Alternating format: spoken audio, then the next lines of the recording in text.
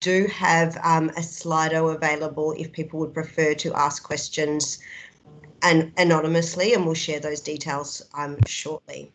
So again, my name is Therese Fitzpatrick. I've been chairing the UN System Domestic Abuse Task Force over the course of this year. The purpose of the task force was really brought together knowing that there was an increased risk around domestic abuse across the globe, and that includes for UN personnel during this time. So this has had the endorsement from the top of the organisation down. So we know it's an important issue for the Secretary General, for the Deputy Secretary General, and also for all of the senior leadership aware that this is a significant issue within the world as well as within the UN.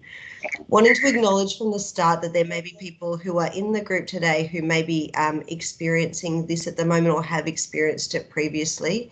We have on the screen a number of resources that are available, both internally within the UN system, and we recommend there's a whole range of people you can reach out to if you need to, from our counsellors to our Ombudsman's office to security. So please do reach out, look at those resources.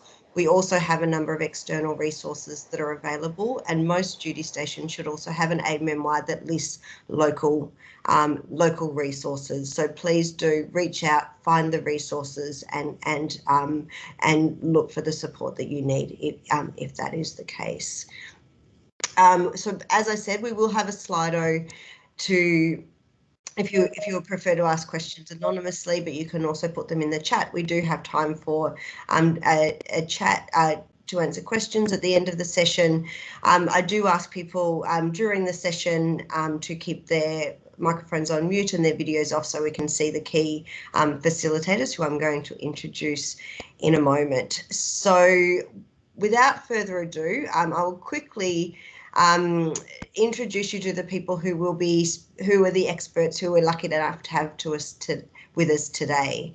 So we have Elizabeth Legrand, who's the coordinator of domestic abuse prevention program at the World Bank and IMF and the Safety Directorate. So she has been doing work for a long time around domestic abuse within the World Bank and has set up an amazing program along with her colleagues there. So we're looking forward to hearing more about that.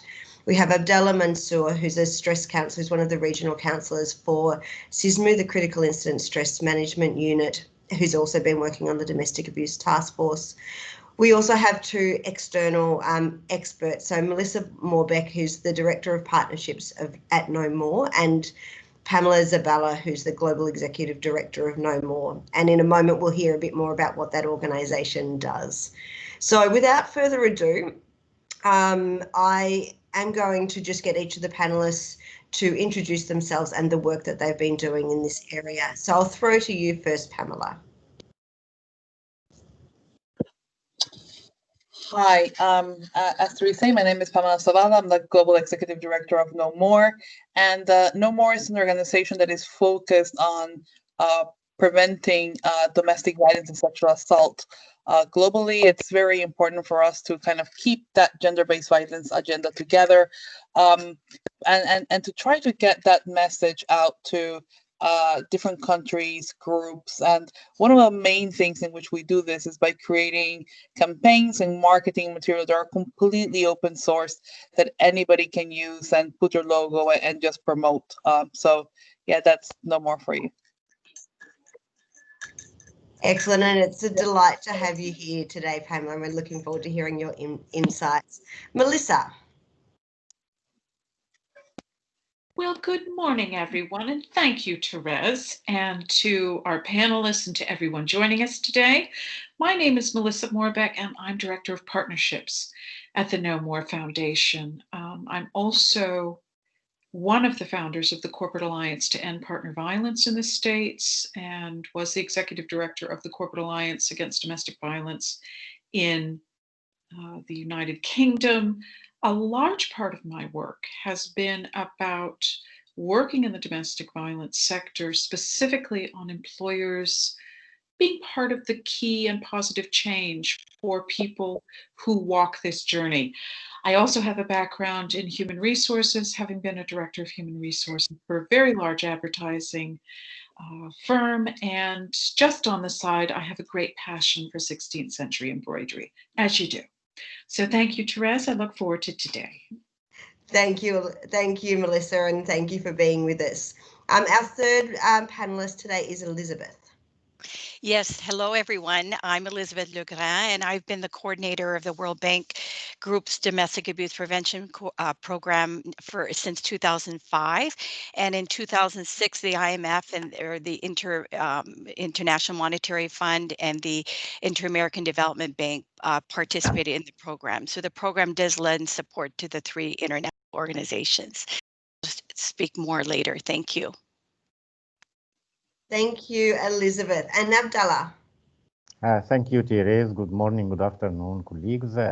My name is Abdallah Mansour. I'm a stress counselor in UNDSS, and I cover the region of Middle East and North Africa. I have been, the subject of domestic abuse has been of interest, and it's I believe from my clinical experience, it's a major issue in the United Nations as well as outside the UN. Thank you, Therese. Thank you, and thank you to you all for being here today. I think we're really blessed to have so many experts coming from different perspectives, so really looking forward to the discussion. So my first question is for Pamela. So tell us about, from your work, what's the global picture related to domestic abuse during COVID-19? Okay, so I really kind of wanted to touch base, if I might, and how much time do we have for this, Therese? Let me just not pause myself in this one. No, you can have sort of 8 to 10 minutes.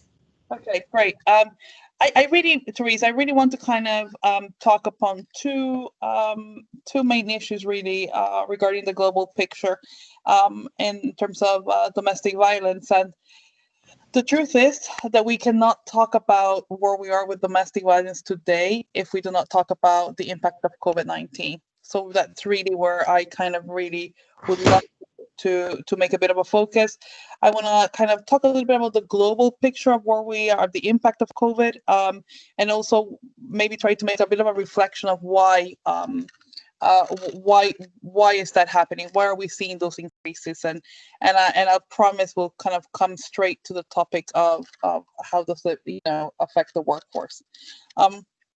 As many of you know, domestic violence affects 1 in 4 women and 1 in 10 men globally that have experienced sexual, physical violence. And obviously during this crisis, what's happened is that those numbers are just increasing. I mean, the reality around this topic is that if we were all in a room together, I would probably always ask this question is, how many of you know somebody who has been affected, have gone through it, saw it as a child, have a cousin, a sister, and the fact is that the majority of you will probably raise the hand and say, we know them. So this is an issue that it's all around us. It's been all around us before COVID, and as far as we can tell. So right now, what we are starting to see is this situation that we found ourselves in, which many victims are constantly at home with their abusers, and therefore numbers have started to kind of spike. But let me tell you a little bit about what that is actually looking like in numbers. So bear with me a second. And I think I really want to start by saying that one of the most, I would say, one of the kind of worst issues is that ending gender-based violence is a sustainable development goal, as part of Sustainable Development Goal 5. And there is a lot of work that, is being done to try to achieve that by 2030. But the impact of COVID is such that we will see a 1/3 reduction on the progress towards that goal.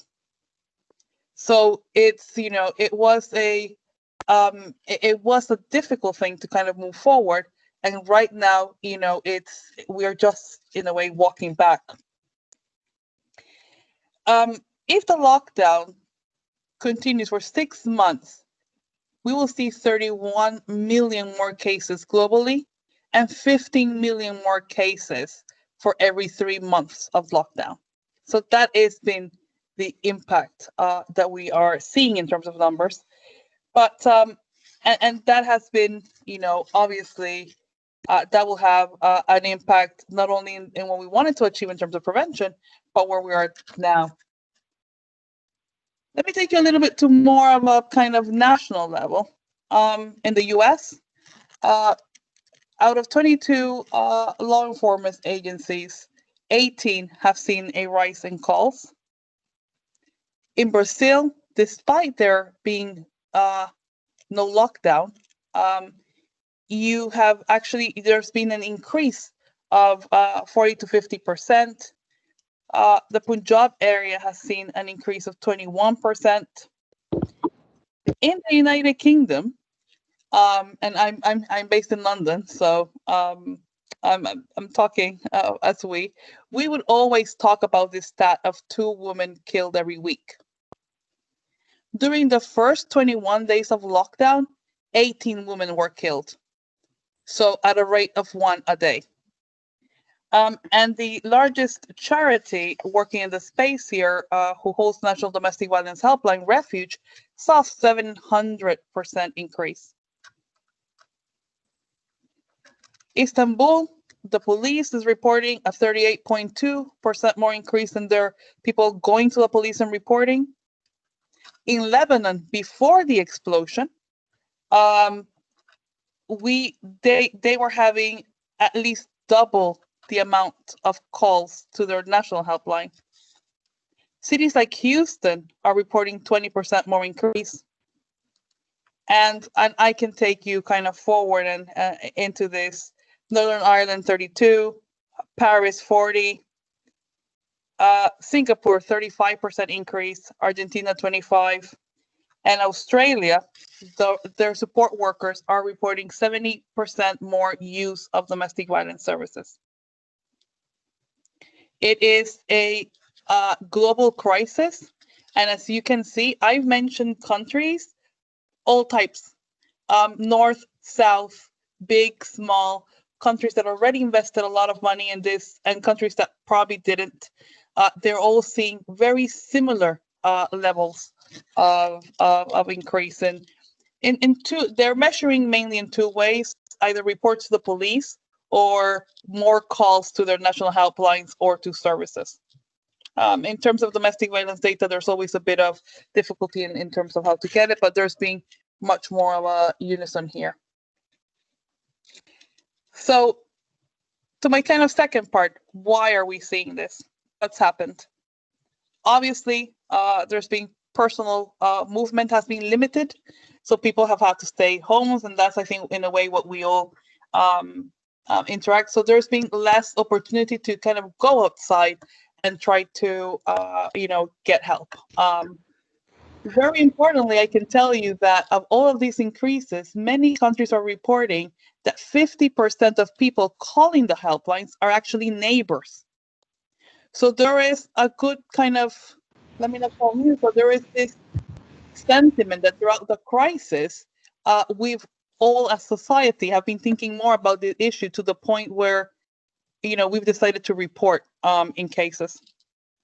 Economic independence has become obviously a big factor, especially because of the financial entanglement that victims might have with the abuser, but also because of job loss and unemployment.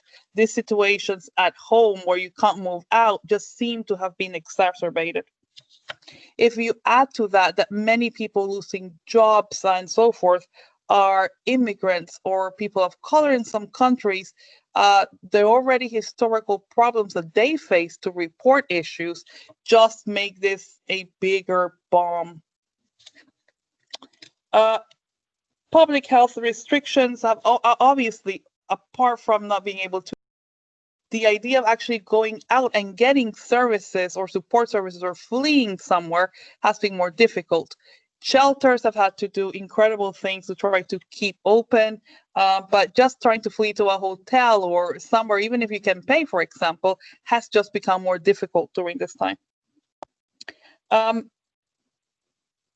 The stress of being at home with children in an abusive situation has also led to an increase on reports of child abuse. And the really kind of sad part in terms of the child abuse cases is that the safeguarding elements have disappeared at the same time because children are not going to school.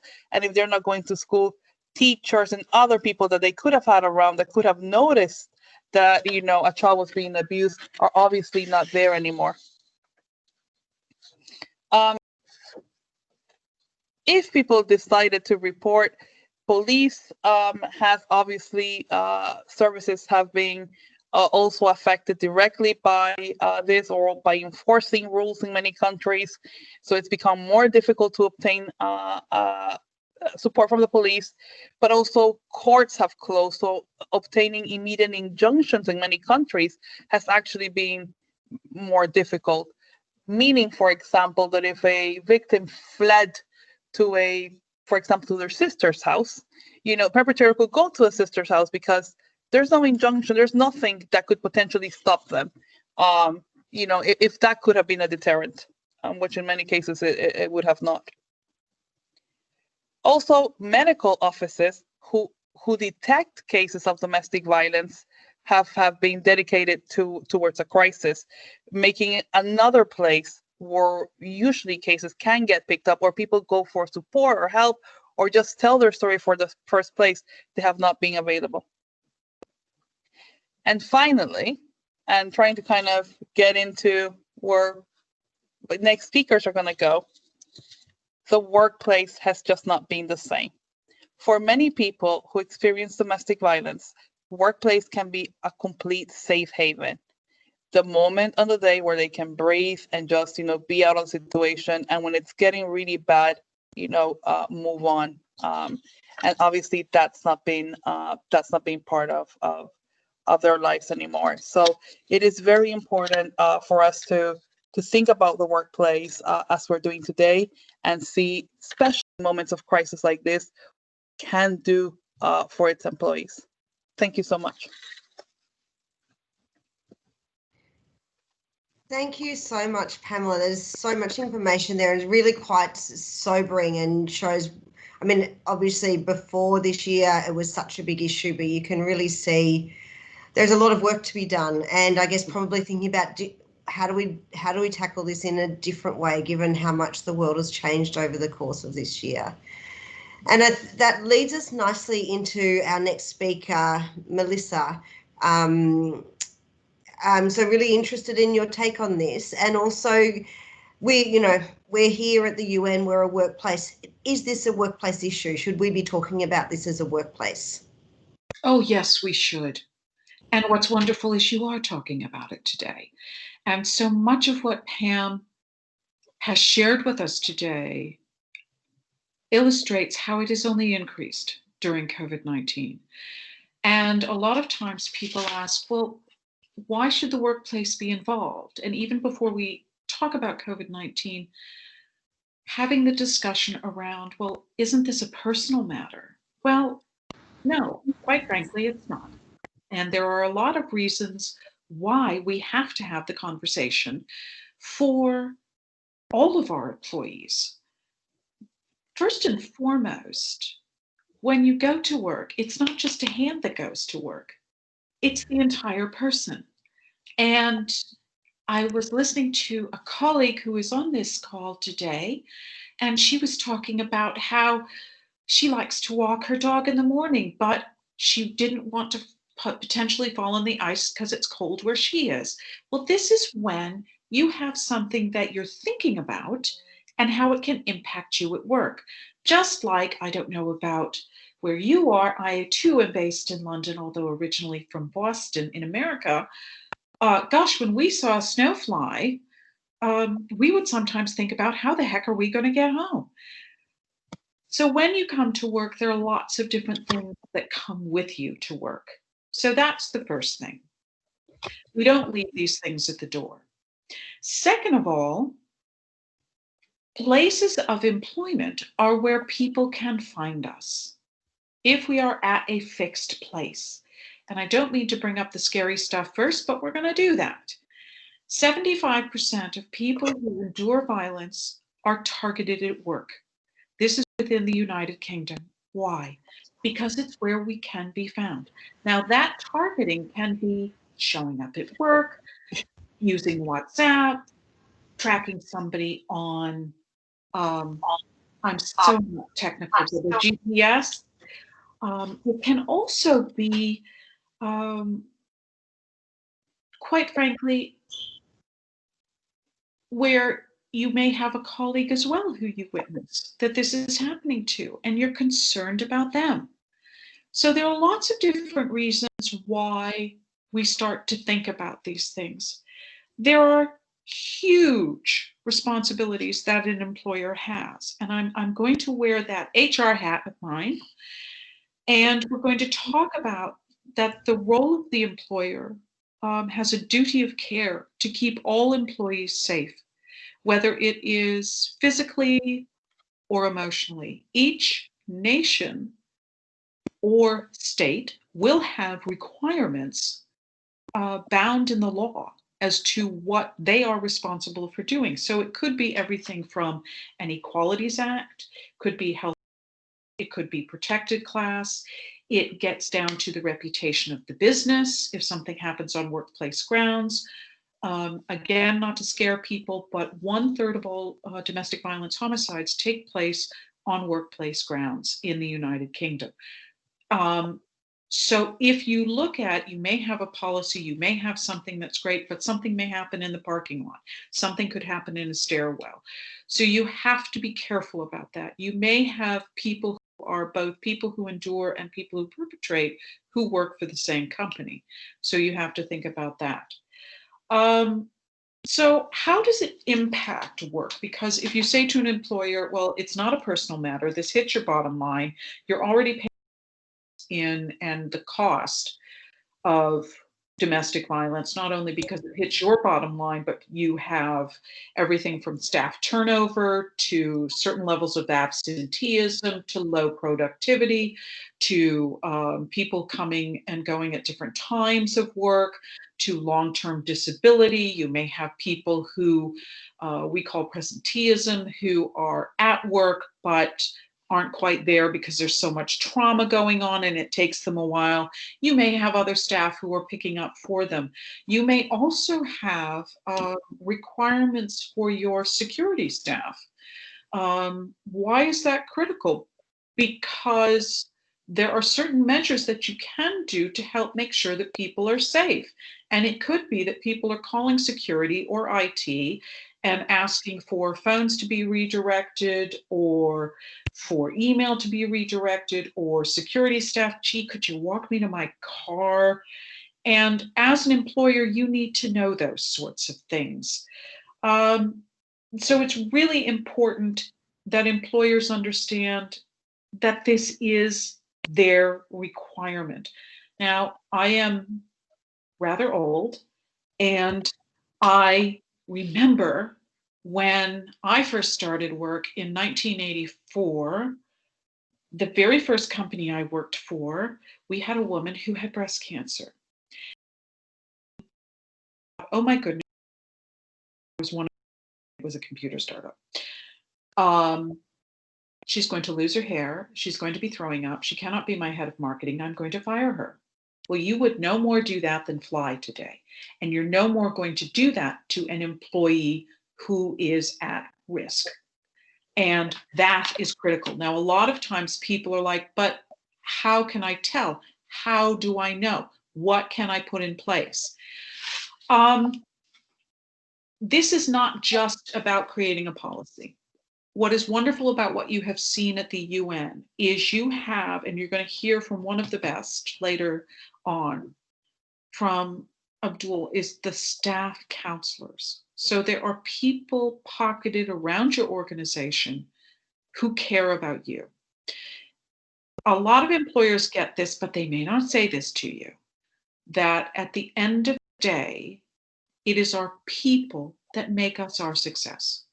So really, it is our business to make sure our employees are safe, are well, are happy, whether or not they are physically in a building, whether they are lone workers, or like at COVID-19.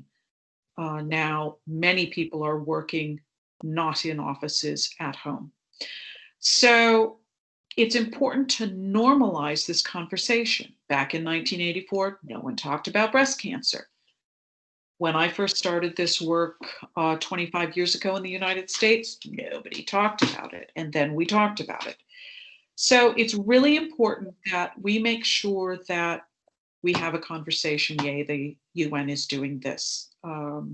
Second of all, it's really good if you can have a protocol of what to do if someone comes forward.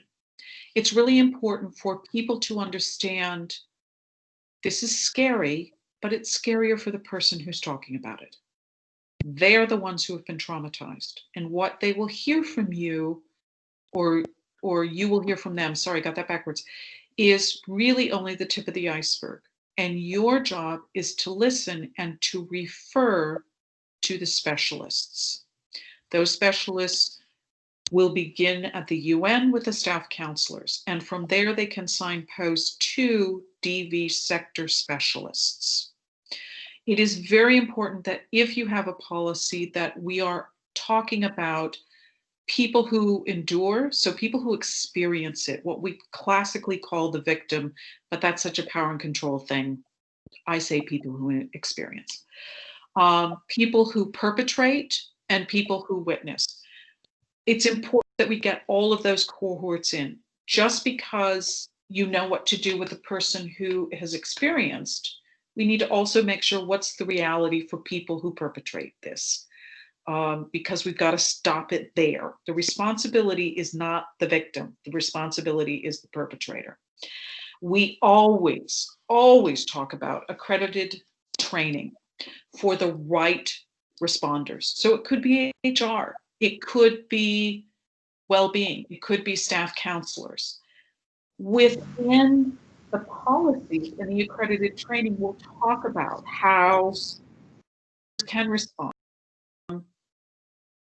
Open listening posture, making sure you're not judging, making sure you don't cross boundaries, i.e., why am I not in direct services? Because I'm going to take everybody home, bake lasagna and brownies, and try to keep everyone safe. That is not an appropriate business response.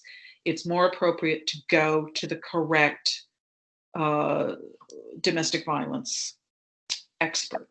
It's also important that we think about, well, what do we do about an employee's pay? Can we actually put it in a different account? Can we forward an email? Can we screen phones? Can we walk somebody? But that's all about if a person is at work. And I'm going to divert in a minute and talk about COVID. But you also may want to, so accredited training is really key because you get people who become the responders. You also may want to get a task force and potential advocates for employees. You may have well-being specialists. Those are the sorts of things. You will want with links,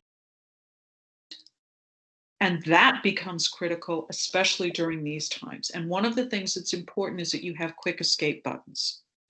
You also want to do things like social media and comms plans. So not only to your own staff, but also to, and realize that the staff that you're talking to, not only there will be people who experience, but people who perpetrate. So you just have to be able to acknowledge that. But also to your partners, the collaborators, the vendors you work with, what are they doing? You should have information in the induction pack. You should have information in the employee manual. We always recommend a confidential area for employees to chat, even if it is a sort of a safe virtual place if you can get it. And you should always look at measuring impact. So I'm not talking about the number of people who disclose, but there may be a manager who will say, You know, I've noticed Melissa, she's just the most marvelous employee, if I may say so myself. And, you know, she hasn't taken a vacation for 5 years. And she's in here at 7 o'clock in the morning and she leaves at 10 o'clock at night. She knows all the cleaning crew. Or it could be, you know, that Melissa, she used to be a fabulous employee and I don't know where the heck her head is right now. So it's important that we help train and support our managers. We put a lot on our managers. Every employee has a responsibility. To Pam's point, it is neighbors who are calling a lot of these support helplines. So now that we're in the middle of a COVID environment and more people are working from home, what are some of the best practice issues? Talk about this. Understand that people, it is increased. People are locked in with the person who they probably trusted and adored, who's hurting them. It's critical to remember that you can support people. You can ask, if you're not in full lockdown, a person to come to the office if the office is open, maybe 1 day a week, to help somebody extricate themselves. It's important to know that you can have conversations. I know in some countries and some businesses, they have a code. So if a person suddenly goes like this, that means I'm not safe. Can you help me? And if that's something you choose to do, then that's what you do. In the United Kingdom, we have something called safe spaces, and a person can go into a grocery store or into a pharmacy and ask to speak to someone for help. So it's critical that we have these types of avenues to reach out to people. Never duck it when someone comes forward, because if they're trusting you, that's huge. And key is really to listen. This is the most potted version I can give to you right now. This is a lot of years of work and experience. But most importantly, it's to remember that we have our colleagues and our friends who we care very much about. It's important that we have them go to the right people at the right time. Yes, shelters are closed. Yet, you know, they can't take more people. Helplines are jammed. Absolutely. A workplace can be a specter of positive change, to use that word. Pamela's absolutely right. Workplaces are often the safest places people can be, or can be, where they can talk about it. For me personally, it was my workplace that I went to many years ago in the World Trade Tower, and said, I have a problem, you have to help me escape. And this was before there was ever a law in the United States, before shelters were set up.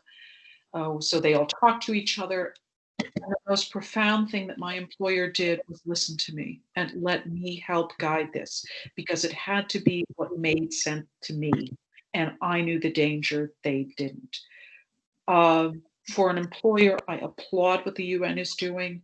I certainly applaud that you're looking at different cultures, different nuances, different laws.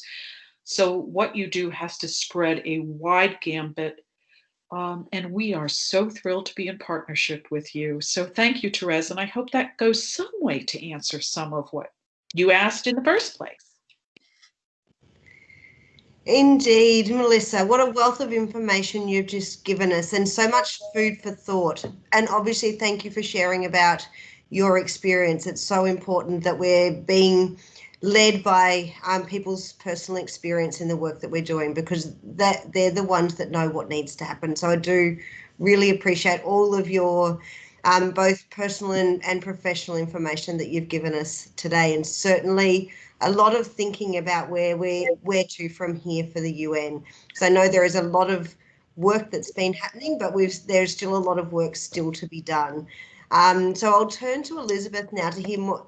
So Elizabeth, what is the UN doing? Yes, so in April, when COVID started, The UN Secretary General mandated a COVID-19 DV task force to respond to the pandemic.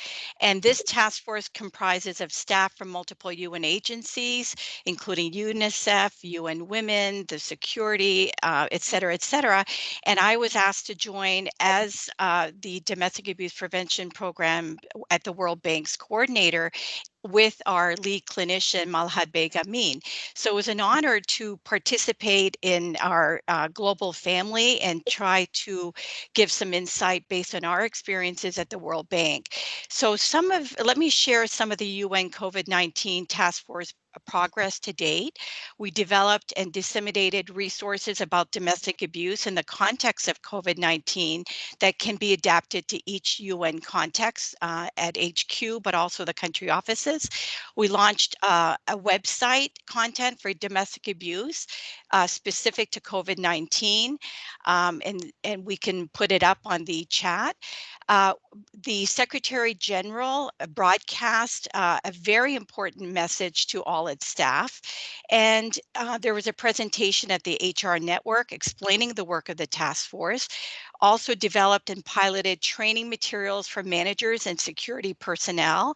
And I want to share that some of the members of the task force are actually survivors of domestic violence and had really internal, personal insight on what could have been helpful to them when they were going through, their crises many years ago. So that was very helpful as well in, compiling and leading this effort on some of these, another development was a manager guidance for responding to personnel experiencing domestic abuse, the recognized response and refer model, and then developed some guidance for personnel and dependents experiencing domestic abuse. So I think what's really important is that, as we've listened to our colleagues at Know More, domestic violence not only impacts those individuals externally, but also the employees and employers. I'm very proud to say that the World Bank, in 2000, led by President Jim Wolfenson, and also his spouse Elaine. And by the way, President Wolfenson passed away only last week, but they were very forward thinking, and they saw a need. Again, this was advocated by the spouses and the World Bank Family Network, seeing a need to create a program internally to lend support to staff and dependents that were going through domestic abuse.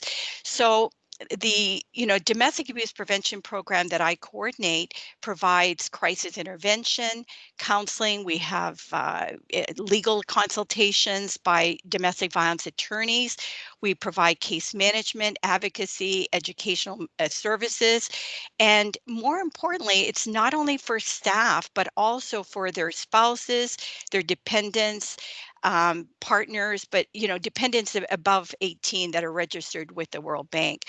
And I started this position in 2005, and within a couple of months, the International Monetary Fund and the Inter-American Development Bank saw a need to also join forces, and so we provide services to all three. We DAP, as we call it, has an advisory committee with representatives of multiple units that meets monthly, and to provide expertise and also guide the program. Much of what we've been seeing, in our program since COVID is exactly what, Melissa, in particular Pamela, have talked about. Even before COVID existed, domestic violence is already one of the greatest human rights violations. There are statistics that in the previous 12 months, 243 million women and girls aged 15 to 49 across the world had been subjected to sexual or physical violence by an intimate partner. We also at DAP have seen a rise in the number of new and returning clients seeking services. The fourth quarter, the World Bank goes on a quarterly basis, and we, in ending June 2020, we saw a 44.4% increase in the total number of cases since the previous year. And the number of new cases has more than doubled. Again, this is, what's happening globally. It's not necessarily World Bank. It's basically what's happening in the community. And as Pamela mentioned, children are also particularly vulnerable to abuse during uncertain times. Stressed parents may be more likely to respond to their children's anxious behaviors. They're also, parents are worried about their children's safety and well-being. They're, having to homeschool, et cetera. And, with the heightened state of anxiety and stress of COVID has made survivors much more vulnerable. Again, the lockdown has, as Pamela had mentioned, limited survivors' ability to get support, find safety, and potentially places them in a much more dangerous position. The forced cohabitation, again, lack of movement, as Pamela had mentioned as well. And what we are also seeing are creative ways to respond. I mean, many individuals that are trapped, have very limited ability to reach out to our 24/7 hotline, and we have to be creative. And some of the counselors, for example, will be speaking on, like on a, let's say, a WebEx meeting, but the individual who's trapped at home maybe will be chatting back, and so again, we have to be creative. Some have to leave the house and they may have 15 minutes to walk to a park, or they may take a drive to the grocery store and sit in their car. We have to adapt. We have to be creative again and make sure that individuals are safe when we're speaking with them. Some of the, what we've also seen are abusive partners that may be withholding items such as hand sanitizer, disinfectant, withholding insurance cards, threatening to cancel insurance.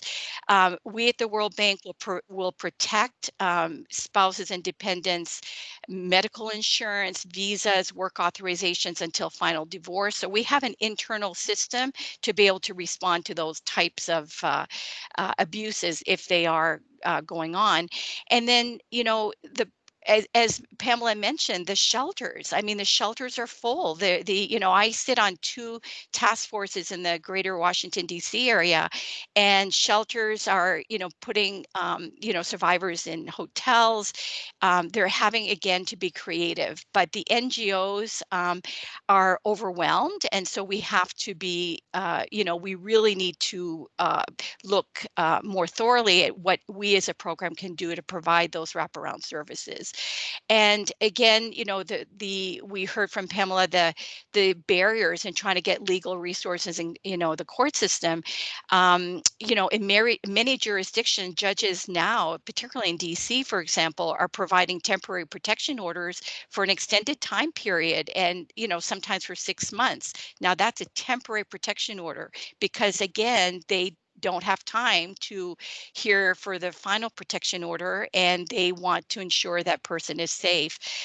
We're also seeing cases where using COVID, where individuals are, not failing to return children to survivors despite the established court orders or verbal agreements. And also because of travel restrictions and borders are closed, again, people are trapped and fewer options to leave their abusive situations. And so I think, to pretty well close on some of what I've shared. So what are we doing at the World Bank, our DAP program? What are we doing to raise awareness and, prevention? We, as I mentioned earlier, we have an advisory committee. We have representatives from ethics, from security, from HR, staff association, the World Bank Family Network, the spouses, et cetera, et cetera.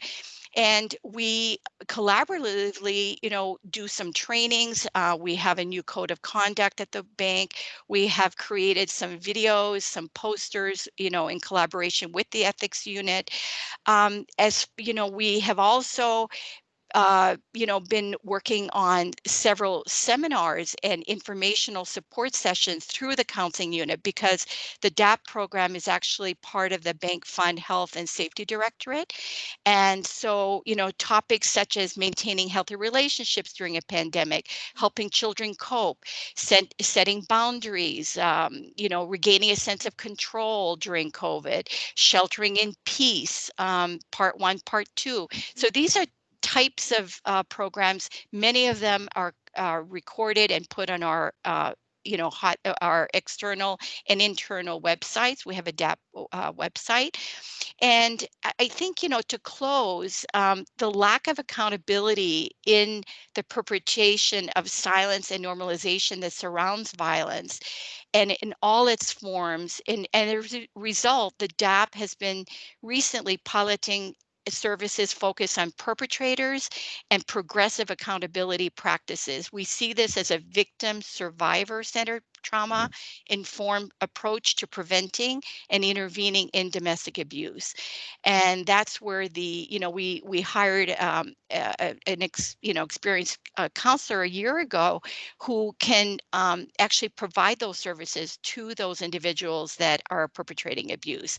And again, Fantastic. the idea is to mitigate the risk, if we can provide services to both parties. So that's sort of a summary of what we're doing. Thank you.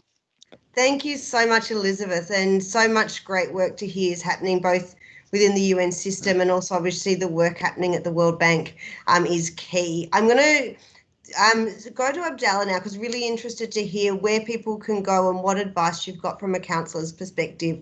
And I've already seen a few questions coming in, both in Slido on the chat around about where to refer people, what resources are available for different staff. So I'll throw to you to get your advice about that, Abdallah. Thank you, Therese. Thank you very much, and thank you all my colleagues. First of all, we all hear the shocking numbers of the mentioned by Pamela and Elizabeth and all our colleagues. And the issue is that the real number is much higher actually than that. And with the COVID-19, it created several dynamics, due to the economical crisis, changing the family dynamics because of job loss and feeling alone in the hole with no escape, maximized actually the traumatic experience because no escape is available. The observation over the past year with the COVID-19, we have seen in the UN two main categories of domestic violence. The first one, people who say we cannot deal with it anymore, and they just need guidance and support to the safest and the healthiest option for them. The second category is which mainly those who come with complication, psychological complication. They come with depression, with drug abuse, with suicidal, homicidal ideation. They and many other behavioral issues, and they are not necessarily aware or link between their psychological status and the chronic domestic abuse they have, and only after a long time of therapy and support, when they feel it is very safe.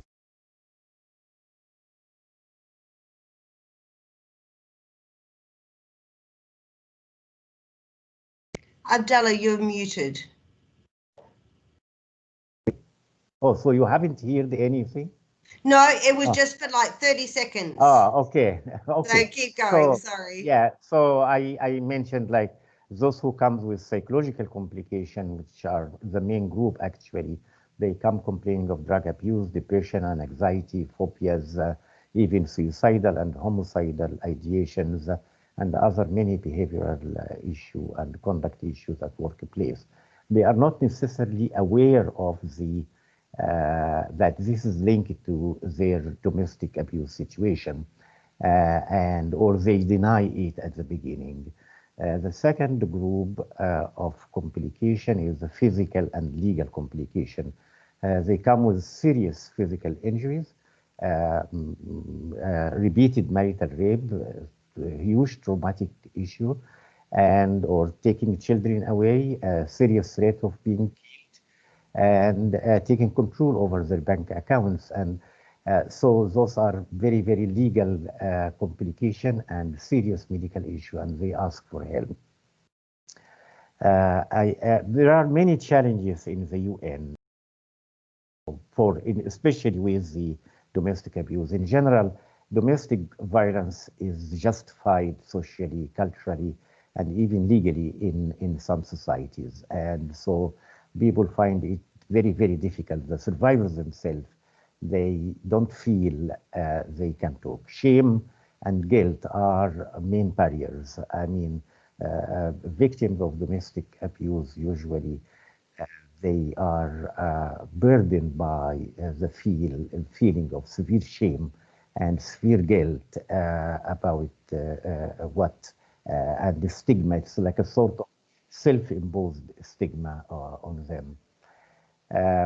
Usually perpetrators, they use the weapon secrecy, and they do all what they can to keep this matter as secret as possible. That's why we believe the real numbers of domestic incidents of domestic violence is much, much higher than those who reported it. Therapy is too expensive and too long, and for many, many survivors, especially those who they don't have independent income from their spouse. And in general, survivors, they need more than just counseling. A long term, we used to call it a sort of therapeutic alliance. That is something we don't have this kind of program at the United Nations. Also, the whole supportive program environment in the UN is a little bit question. What counselors do: education, supportive counseling, self-help groups. Like I don't want to repeat what Elizabeth just mentioned, but in some duty station we have very, very good programs. We liaison with every case, with the medical, with security, with the gender focal points, etc. And very, very important point is that we link survivors to community support groups who can provide real legal support, and not only legal support, economical support, and media support, etc. In some cases, we really need that. What I want to say is that the traumatic experience of domestic abuse is a huge thing, especially with the secrecy, with no escape, and with the lack of social support. A lack of social support is the most important prognostic factor that influence the prognosis after exposure to the trauma. This is in general, it's not only domestic violence. So lack of and stigmatizing the victim is a very, very additional burden to the victim. Lastly, what I want to say for all our colleagues who are survivors or exposed to this thing, traumatic experience of domestic violence are not a death sentence. Actually, if we really can deal with it, if you talk about it, if you uncover it, and get the proper counseling, it might even allow more resilience and more personal growth, if we appropriately deal with this. The advice is call the counselor. In every duty station, we have a stress counselor. In headquarters, we have a staff counseling office. They have very good program, very good counselors, very well qualified people. and they will link you with the appropriate servicing. If you don't have in your duty station a counselor or a focal point, it's call the headquarters, and we will guide you to at least either external mental health professional or one of the community support group for domestic abuse. Over to you. I know it's a very short time, Therese, so over to you. Thank you, Abdullah, and again, such rich information. And as always, time goes so quickly, and obviously we can have a follow-up conversation around this. Just a couple of quick questions. Abdullah, we've had questions around can consultants or non-UN staff members access the counselling service? What should consultants and other non-staff members do if they are experiencing difficulties? And that's one of the challenges actually, is that officially we cover all dependents, but they come through the staff member. And so we cannot actually, they don't have access to the UN facilities without the permission of the UN staff member. And I have an experience in that, and I asked actually the legal section and the ombudsman, how can we help? And they said, you can't. I mean, it's legally, you are not allowed even to reach out to the family without the permission of the staff member. Thank you, Abdullah. So certainly this is something we need actually to address at the policy level. If we're especially those who are not from the country, from the duty station, because they feel helplessness. I mean, like, where do you go? Definitely. And I feel like I'm writing a list in terms of where to from here, so I can see that there is obviously still a lot for us to be addressing. The other one I saw in the chat was around access to some of our insurance products for counsellors, and so I'll take that question on notice. And just the final question, which I think is really important that we respond to, is what does a staff member do if they're experiencing domestic abuse? How can they put an action plan together in place? And Elizabeth, I know we've posted the guidance document we did in the chat for everybody to access, and that's a really important document for everybody to be aware of. It's posted on our website. We've got it in the chat, and certainly key document for everybody to be aware of. Are you able to just give a very quick run through about that document and what's included in it, Elizabeth? Yeah, I mean, you're talking about for the survivors you're talking about. So it really has. I mean, first of all, I think it's really important to recognize that every situation and case is unique, right? And so it's called readiness as well. If the individual is ready to maybe take a leap and strategize on leaving an abusive relationship, and so it provides information on what to expect. Safety planning, how to get copies of documents, have a bag ready to go, in case there is a need to flee overnight.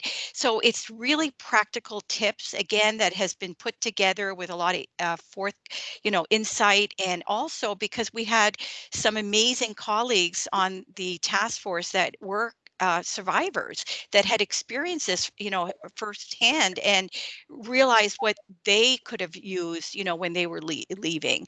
And so I would recommend that, anyone who is in a situation that is very complicated right now, that they take a look at the resources on the COVID-19 UN task force, website.